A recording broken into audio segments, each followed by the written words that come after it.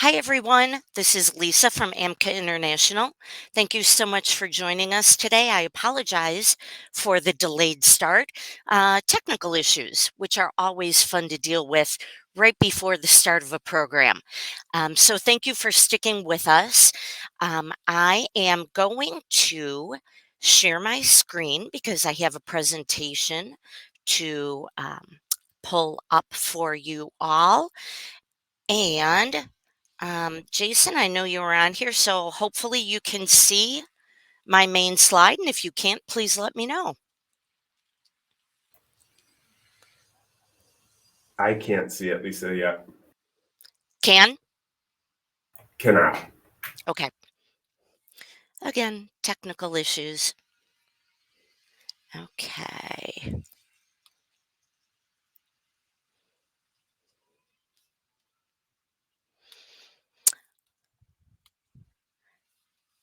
And we'll give this another try here. We'll do a share. And then I will pull up the presentation and try it this way. Are we doing any better? I can see your screen, Lisa. Yay! Okay, so everybody, we're gonna cruise through these opening slides. You know me because I'm on every program. I'm coming to you live from the Starbucks parking lot, whose internet is also down. So my phone is my hotspot. You're all muted. We are recording. Questions can be submitted through the questions panel on the right-hand side of your screen. We will get to those at the end of today's program. Yes, we are giving PDH credit for today. You just have to fill out that survey that we will send to you 1 hour after the program. The disclaimer says, please don't hold us liable for any information in this because the views are those of the speaker only. We are copywriting this program, so if you would like to borrow it, please ask for permission. And the highlight is our presenter, Jason Meinke, who's the Director of Sales of Commercial Products at Twin City Fan and Blower. He has a BS in Civil Engineering from the University of Minnesota, Twin Cities. He has extensively served the HVAC industry as an engineer and sales leader. He has a focus on energy efficiency, reliability, and quality, and he has actively served on several AMCA committees. We can skip this part, and I'm going to stop sharing my screen. And Jason, if you want to go ahead and share yours, you can take it away and go through your program. Thank you, Lisa. Sure. I'm loading up now.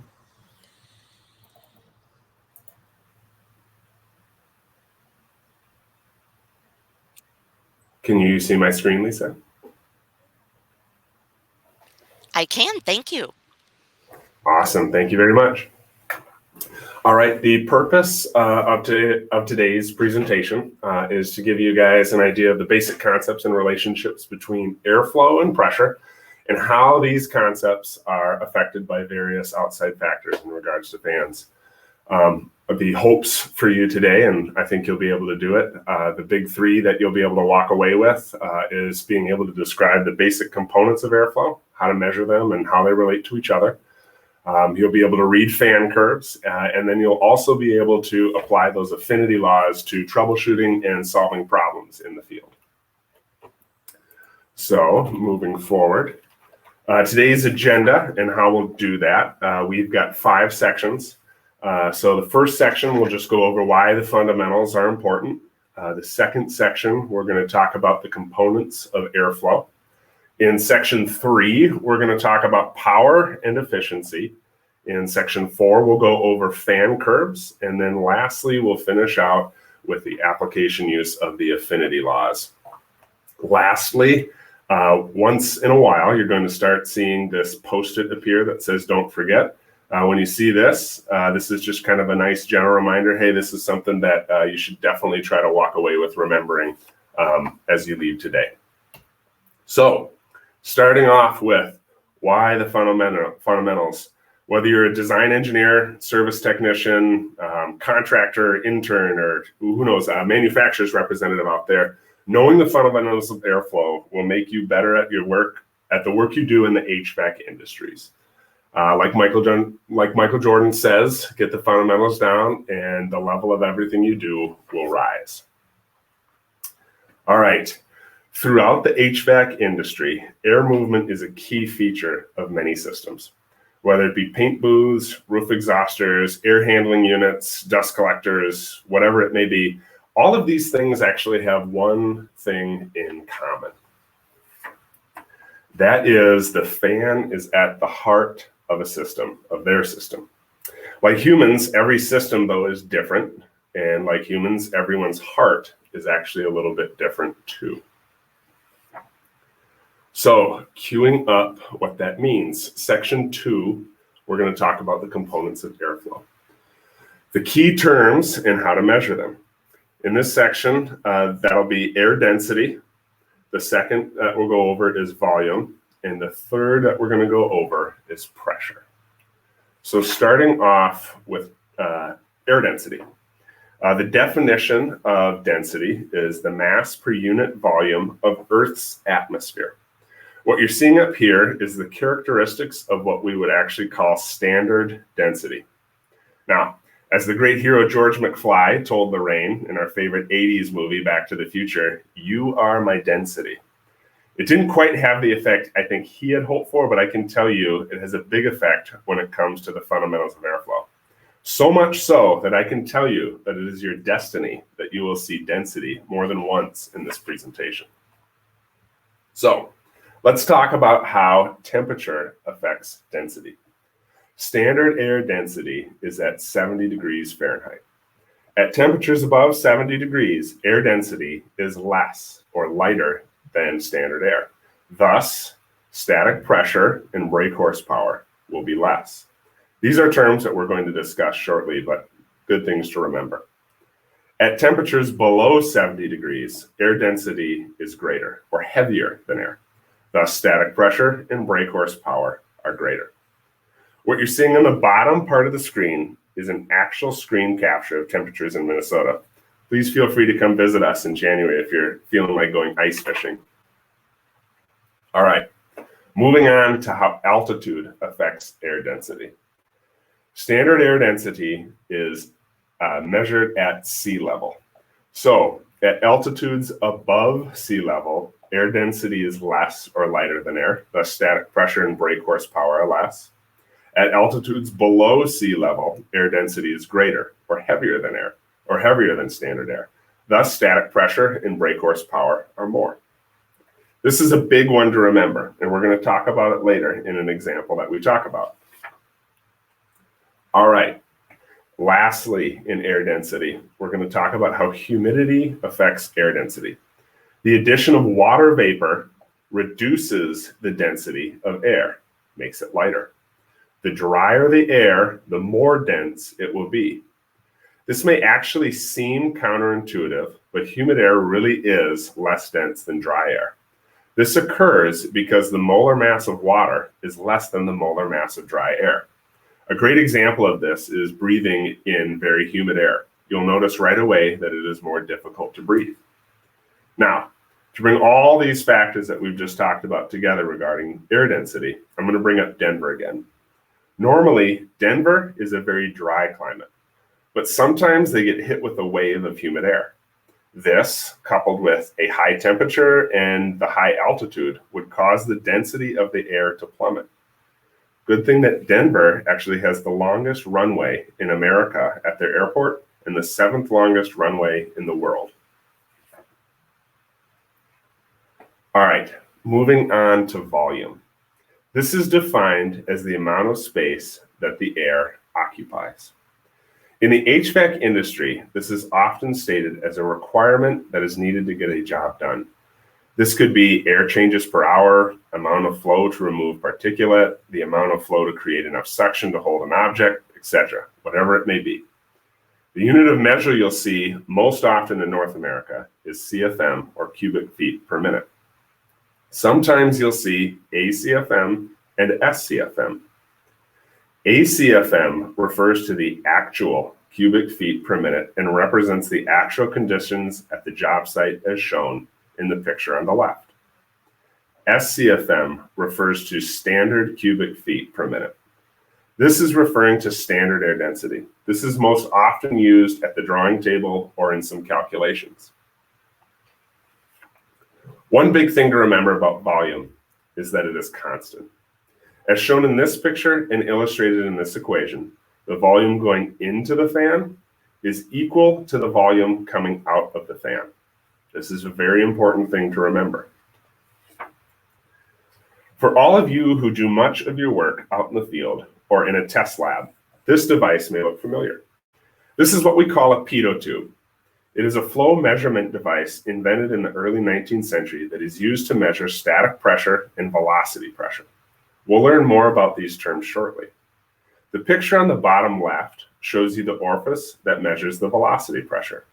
The picture in the middle shows you the orifices that measure the static pressure. And the picture on the right shows you the point where you can hook up the tubing or connections to your measurement device. Now, let's talk about what that tubing looks like and what its function is. When not being used, this tubing is basically a water level. Before the time of laser levels, this was a way to check that two surfaces far apart were level with each other. However, when doing testing with a pitot tube, it is more similar to blowing into a straw, which I'm very familiar with since I have a 4-year-old daughter that loves getting into a little bit of trouble. As the pressure builds on one end of the tube, the water is pushed through the tubing, as shown. This difference in height is how you take air performance measurements in the field. Now, we need to talk about how air flows through a duct because this is important when taking measurements. You'll notice in these pictures that the flow is not uniform through the cross-section. This is why you want to take several readings across the duct. I have included the picture of the pitot tube again because you'll notice some of the markings on the pitot tube. These are there as a marker so that consistent measurement spacing can be achieved as you move the tube through the duct cross-section. This is a good thing to remember for those of us measuring in the field. Don't forget this. If you are taking measurements, it is imperative to take measurements across the entire duct. All right, now that I've told you about the old-fashioned way for taking measurements, however, today there are better options out there that can accomplish this task without the use of a pitot tube. For example, you can use an anemometer, as shown on the right, instead of the water level trick. Or you could use a piezometer ring, as shown on the left. You'll see it on the throat of the plenum fan there on the inlet cone. Flow can be calculated by measuring the static pressure drop through the inlet cone. The pressure drop is measured from the tap located on the face of the inlet cone to the piezometer ring in the throat. The inlet tap is connected to the high pressure side of the transducer, and the piezometer ring is connected to the low pressure side. These can be then connected to a readout that displays your desired unit of measurement, as shown in the middle. Now, all of this talk about pressure leads us to our next topic, which is pressure.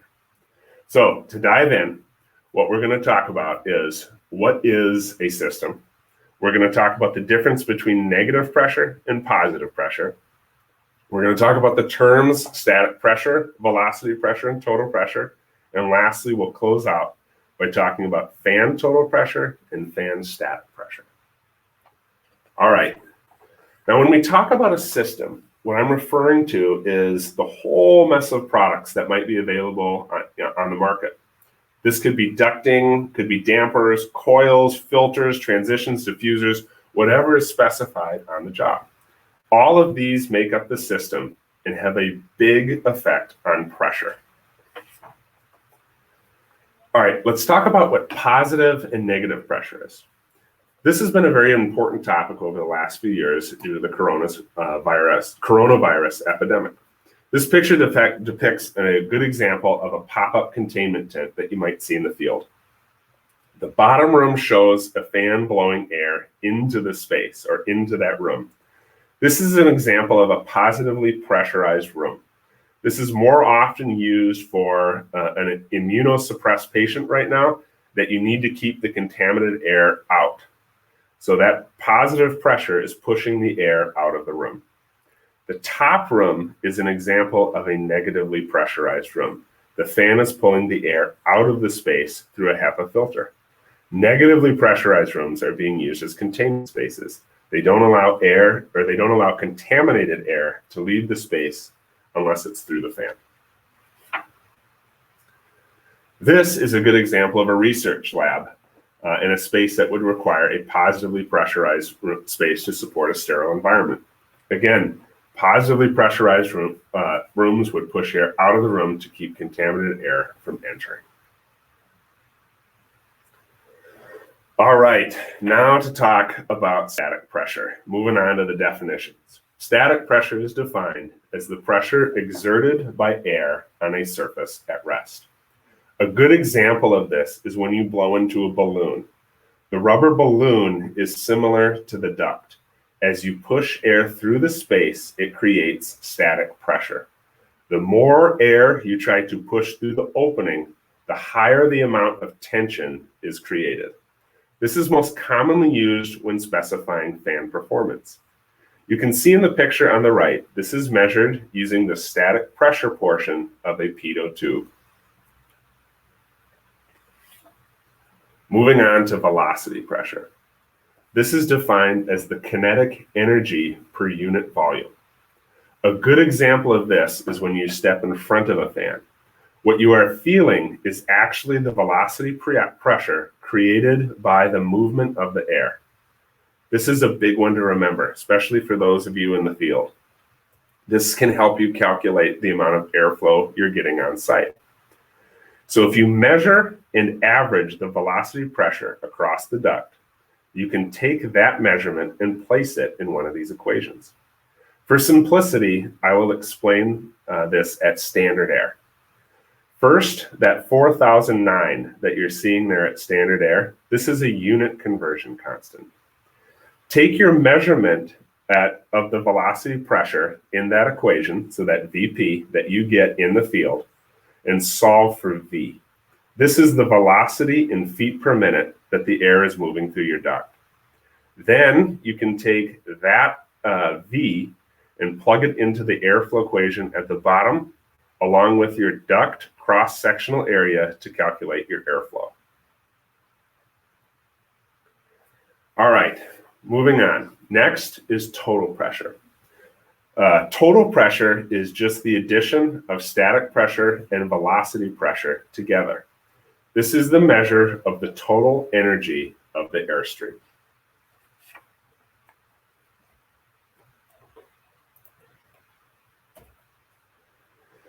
Fan static pressure. This is a little bit different. Fan static pressure is different from regular static pressure that we just talked about.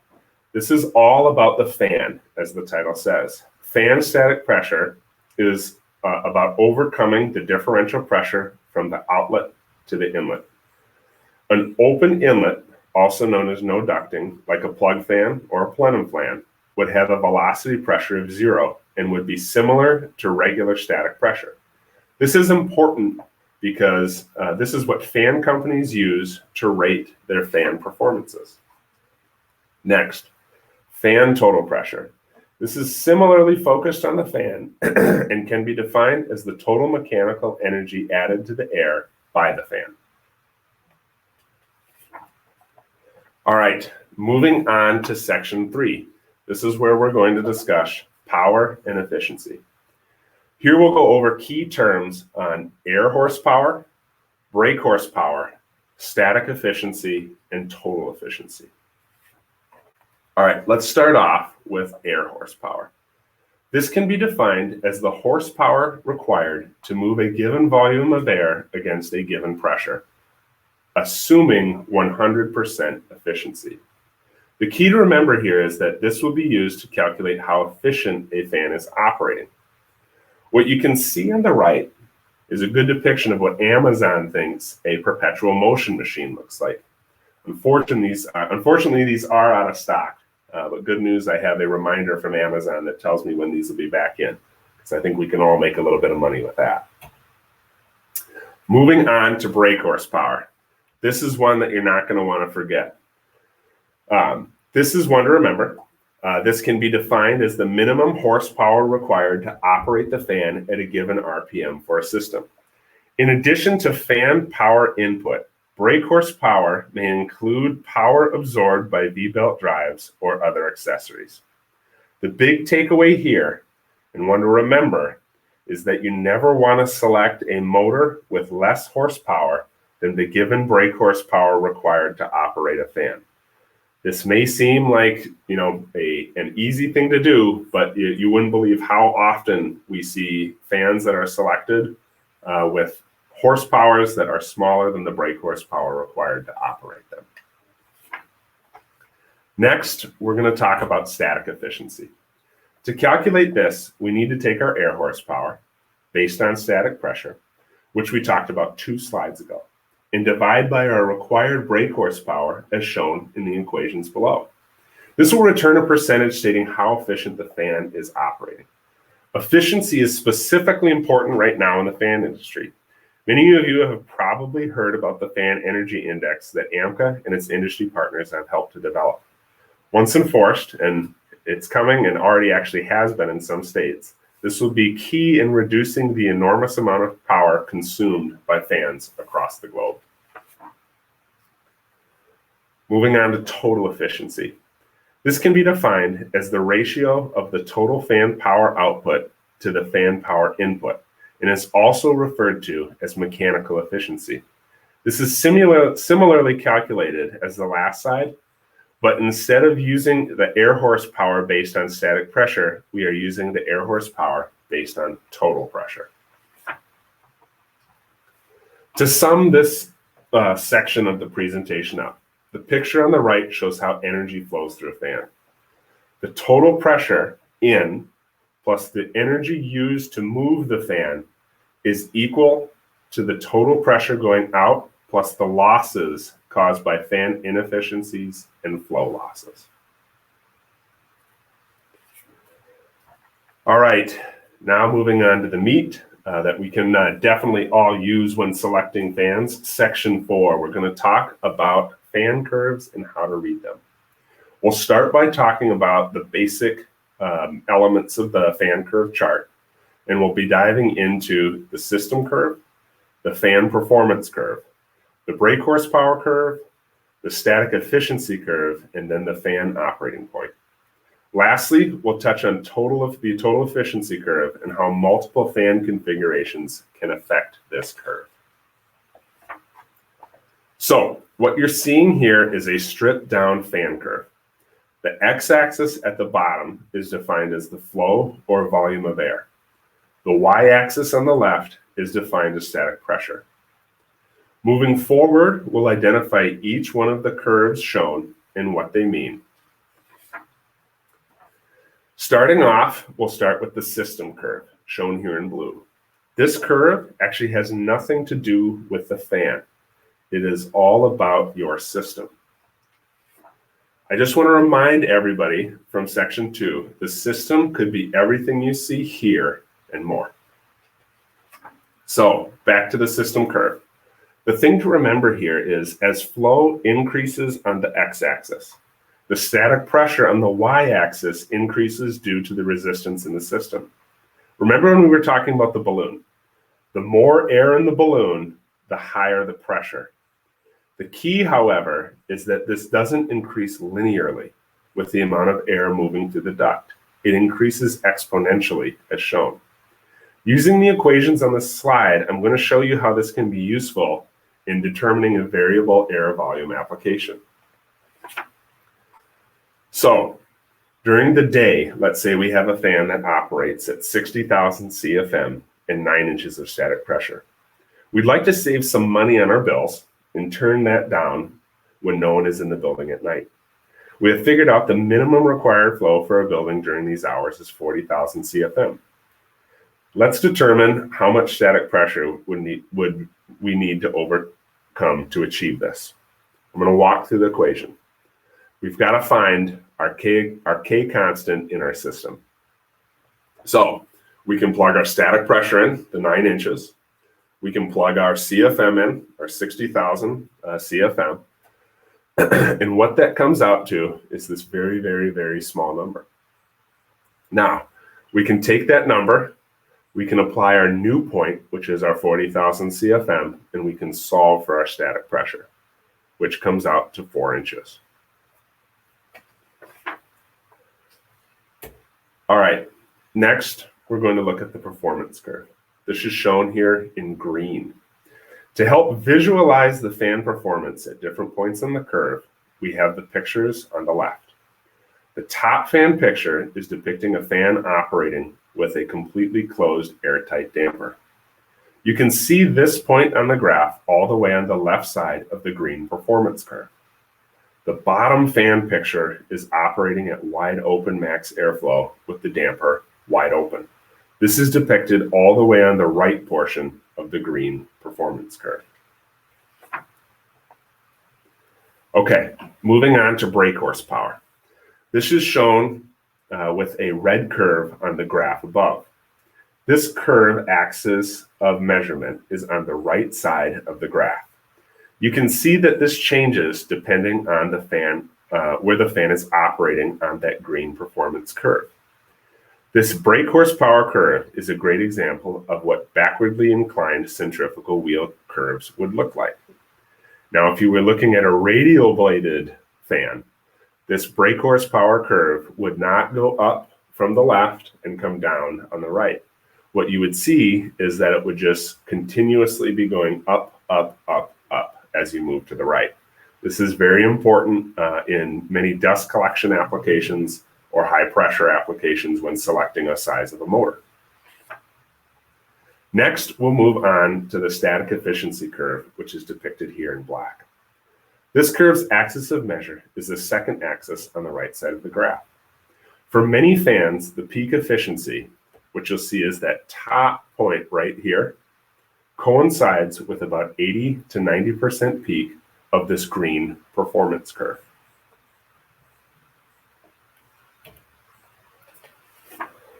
Now, let's tie all this together and talk about how to read these curves. The fan operating point is the intersection of the fan performance curve shown in green and the system curve shown in blue. I have marked this with a black cross. Here we can see the volume or flow of this operating point is approximately 10,000 CFM. The static pressure at this operating point is approximately 4 inches. The brake horsepower required at this operating point is approximately 8.5 bhp, and the static efficiency of the fan is 73%. I'm going to back up and walk through this one more time because I want to make sure everyone can walk away with the ability to read a fan curve and an operating point. So the volume of this fan, where that black cross is on the blue and green curves, is reading out at 10,000 CFM, 4 inches of static pressure. We then jump up to our brake horsepower curve, and we see that we're sitting at about 8.5 brake horsepower, and we jump up again from that point to read our static efficiency curve, and we can see here that it's approximately 73%. Don't forget this one. Okay, these are the last few tidbits I'll give you about reading fan curves. There are a few things I want to highlight here. You'll notice a grayed out area on the left. This is the do not select a fan over here region. Coming up shortly, I'm going to explain why. Next, I'd like to introduce the total pressure curve and the total efficiency curve. This is less important for selection, but good to know. These curves include velocity pressure as well as the static pressure. The key piece to remember here is that there can be significant difference between total efficiency and static efficiency. So when you're having conversations about efficiency of fans, make sure that you're both having an apples to apples conversation when discussing how efficient these products are. Okay, now we will quick talk about how fans in parallel affect a fan curve. This is most commonly seen in air handling units with plenum fans, as shown in the picture on the right. You'll see in this curve that the airflow multiplies by the number of fans in parallel. but the static pressure capability remains the same. In this system, 2 fans are being used, so the airflow is doubled, but the static pressure remains the same. Next, we'll look at fans in series. This is less common, but fans in series can be used to boost Fans in series can be used to boost systems when a higher static pressure is required. As you can see in these curves, the airflow is what actually remains constant, but the static pressure capabilities increase by the multiple of fans in a system. In this case, it is 2 fans, so the static pressure capability increases by a factor of 2. Sometimes we'll see these when air duct systems are added onto. Other times you could see these potentially in dust collection applications that need a little bit more pressure. All right, next we're going to talk about surge. No, I don't mean the 90s Mountain Dew knockoff soda. This is what I was referring to earlier on in this section when I said that do not select a fan operating in this portion of the curve. If you do select a fan on that left side of the portion, the fan could be hunting between these several points, trying to find its operating point. This will impede the fan's ability to perform and can actually have catastrophic effects to the structural integrity of the fan. This is where we have a video, and Lisa, I'm hoping you can help me here, and it can actually depict the sound that you can hear when a fan is in surge.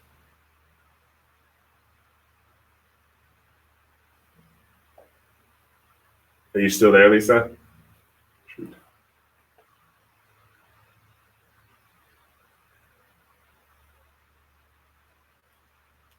She must be having some technical difficulties. I know there are videos pinned to this presentation, but what you would see here, and you can see there's this piece of paper.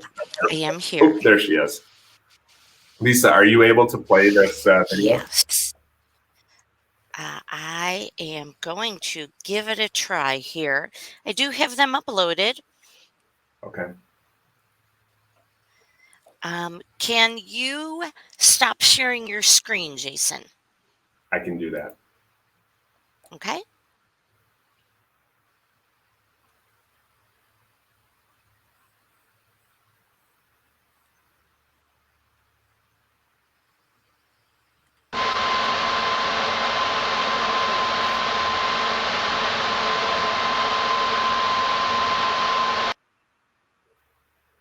So that was a fan that was running normally, not install.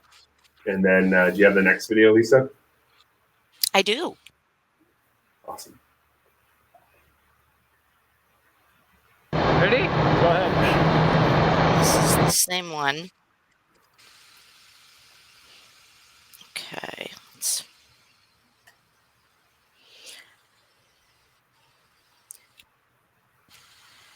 Jason, are we doing stall or surge? Stall still. I think Okay, we here might we have go. a couple technical difficulties, but that's okay. Here we go. I can explain too what's going on.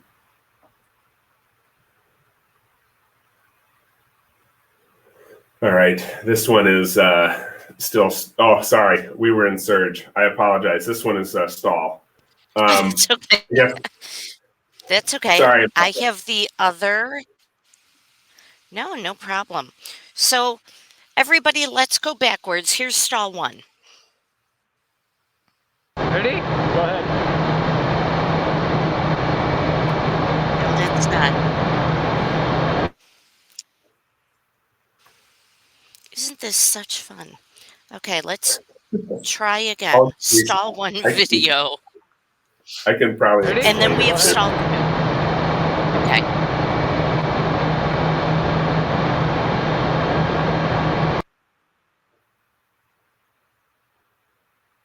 all good. I'll keep sharing here again, and I can kind of explain it.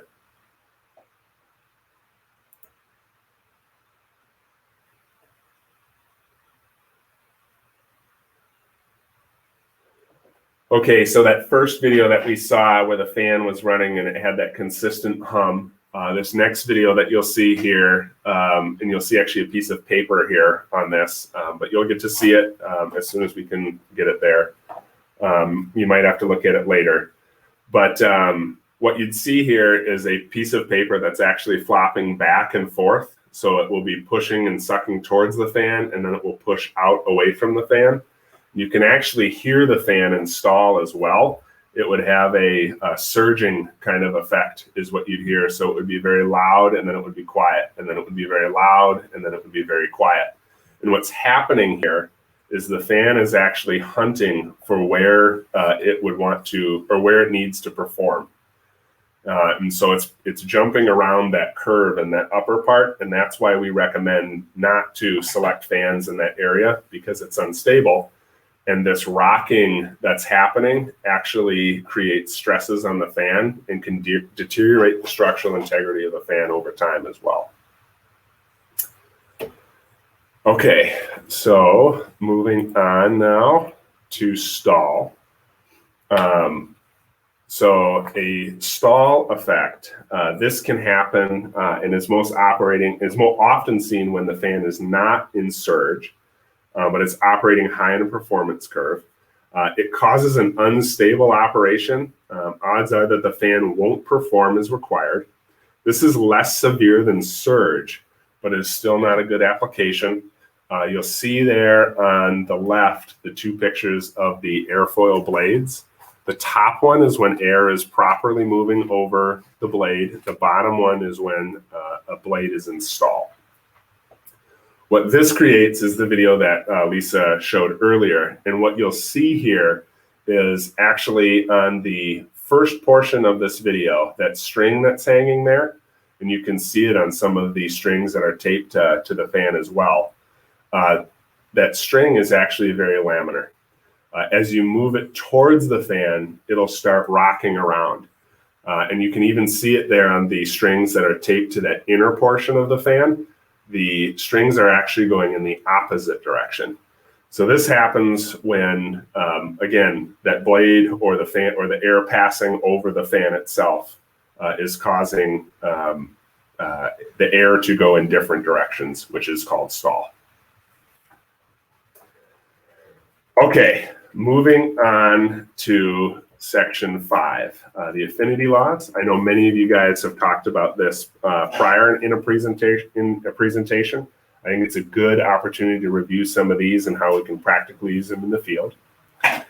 So first we'll cover the definition of dynamic similitude. Then we'll go over each of the 4 laws. I've highlighted and underlined laws 1 and 4 because they are the most practical in today's times and most useful, especially in the field. So, dynamic similitude. This is important, and it is a requirement for 2 systems to be dynamically similar, is that the compared systems are geometrically similar, and the forces acting in each system act in the same ratio to the forces of the other system. You can see that a good example of this is the smaller prototype of a car or airplane. The model would need to be to scale, and the forces applied to the scale model need to be the ratio of that scale. In the HVAC world, something that could throw off dynamic similitude and would not allow us to use the fan laws would be if somebody had, let's say, a control damper in their system and they were to change that damper. All right, let's talk about law number 1. Law number 1 explains how changing the RPM of a fan changes the flow, pressure, and brake horsepower. You can see here that the flow changes at a 1-to-1 ratio of the RPM. The static pressure changes at the ratio of a square, and the brake horsepower changes at the ratio of a cube. This is especially important today because how easy it is to change the speed of a fan using a VFD, EC motor, or speed controller. To better illustrate what happens, I'm going to walk through an example. Oftentimes, there are situations where we need to just add a little bit more air to our system because a customer might be hoping they can still use their current fan, but expand their system. So, as a good example, in this situation, we want to increase, let's say, our airflow from 10,000 CFM, where we're at 4 inches of static pressure, 1,500 RPM, 4.5 brake horsepower. We need to increase that to 12,000 CFM.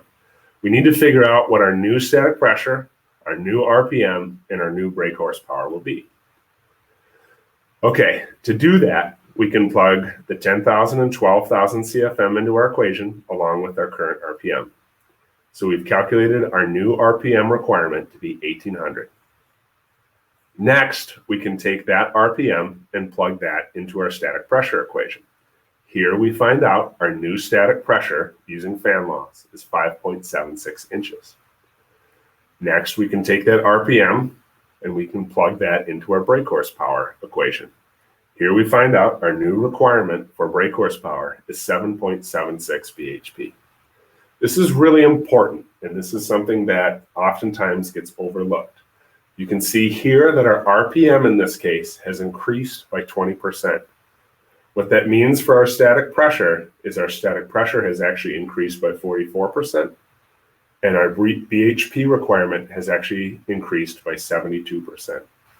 A lot of times people think we can get just a little bit more out of a fan or out of a system by increasing RPM, but we have to be very careful with what we do here because it greatly affects the amount of amp draw going through the motor. So don't burn out your motor. That's the biggest thing to remember here with fan law 1 and changing RPMs. Law number 2 focuses on the effect of changing your diameter. Since the inception of selector programs, this law's use has greatly decreased in the industry because the programs often can do this for you. As an example, though, let's figure out how a diameter change would change our performance. Here we have a fan that has a 10.5 inch wheel, and we want to go to a 12.2 inch wheel. We can see how that will change our CFM, going from 3646 to 5789. We can see how that would change our static pressure up into 4.19 inches. And we can see also how that would change our brake horsepower, jumping to 7.37 brake horsepower. Once again, this is rarely applicable due to fan selection programs on the market. Law number 3. This is a combination of laws 1 and 2. You can see this in the graph on the right. I'll move through this one a little bit more quickly because we've already explained how both of these affect the fan curve and the laws on the previous slides. The last one. This is a big one. I told you earlier to remember how important your density is. This law shows you how your static pressure and brake horsepower change with air density. I've worked out the equation to show you the difference in the approximate air density in Denver versus the approximate air density in New Orleans. The big takeaway is that if I were to install this fan in Denver, let's say with a 3 horsepower motor, because you can see there on the bottom, that's the air density in Denver. The brake horsepower requirement for me would be 2.73 brake horsepower. I could use a 3 horsepower motor to run it, and it would function fine. But let's say that motor or that fan gets taken out of the system and put into a scrapyard or into a eBay. Let's say somebody buys it from New Orleans and we throw it on the back of our truck, drive down to New Orleans, fired up the motor and the same system. The motor would actually burn out because of the change in density. The new density in New Orleans would require 3.41 brake horsepower to operate that same fan. Don't forget this. Changing density and altitude is a big risk. All right, so in conclusion, every system and every fan is different. We can better design, plan, and measure and troubleshoot these systems now that we know the fundamentals. Big thing to remember is perceived small changes can cause major unintended effects. So make sure you check those potential changes with the fundamental airflow or the fan laws. You don't need to memorize the fundamentals to be successful in the HVAC industry, but the more you know, the more valuable you can be to your customers. All right, now we can take questions. And Jason, on Yeah. your panel, you should also be able to see the Q&A. If you click on Q&A, there is one question submitted. I will minimize my involvement in this segment so that I don't provoke the technology gods to get mad at me. I will remind everyone, if you do have a question for Jason, go ahead and submit it in your Q&A panel at this time. And I put in the chat box that usually when we post the presentations after the live broadcast, we PDF them. But because of the technical issues that I am very apologetic for, we will send Odell and have them post the original PowerPoint with those 4 video clips embedded on um, the surge and such that Jason unfortunately couldn't play the way he wanted to because of my technology issues. So we'll give you full access to those video clips as well. Thank you, Lisa. All right, taking a look. Looks like Tim has a couple questions. The first one is regarding system curve. Does velocity pressure loss of the system have an impact at all? I don't know if it's possible, but I would ask, I guess, for a little bit more clarity here. The velocity pressure loss in a system, do you mean if we would add more ducting? Is that what you're looking for? More pressure to the system and how that would affect velocity pressure?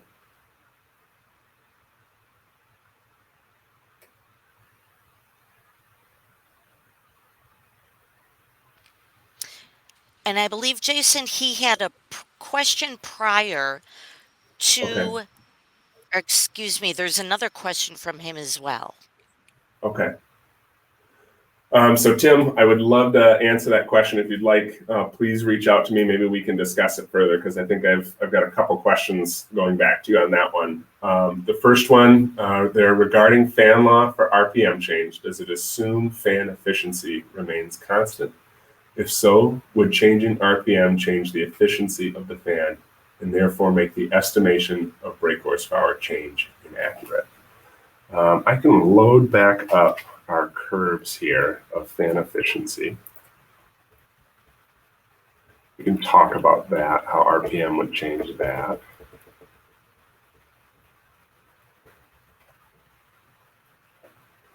So we have our system curve right here, and this is the curve based on RPM. So if I were to slow this fan down, we would actually bring our performance curve in green here down along with it. And along with that, our static efficiency and brake horsepower curves would come down as well. That static efficiency can change when moving across the system curve, but it really depends on where you're operating here, of how much that will change. Obviously, if you fall further down this side of the curve through that change, you're going to get less efficient than if you stay up high.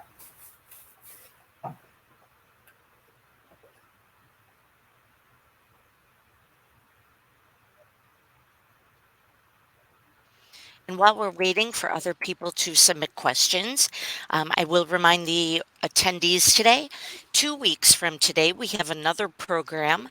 It will be with Mark Bublitz from the New York Blower Company, and he will be talking about the Fan Energy Index, commonly known as FEI. So that will be an introduction to Fan Energy Index 2 weeks from today.